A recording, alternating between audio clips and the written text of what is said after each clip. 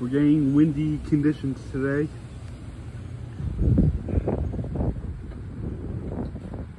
Between 30 to 40 miles an hour in gusts. I keep seeing that we could have a thunderstorm tonight.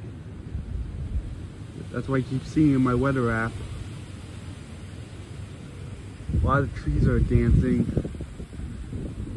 They've been dancing for like the last hour now, but only much more.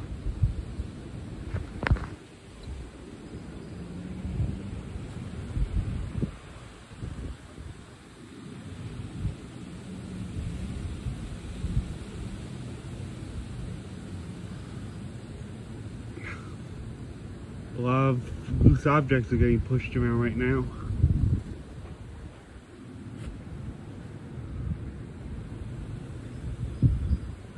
Yeah, we don't really get this kind of wind on a normal day during the summer. It's mostly during the winter when we have these snowstorms that come from the middle of the country, or nor'easters,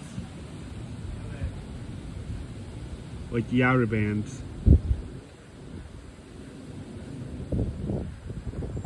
Yeah, I don't know what's been causing all this wind today.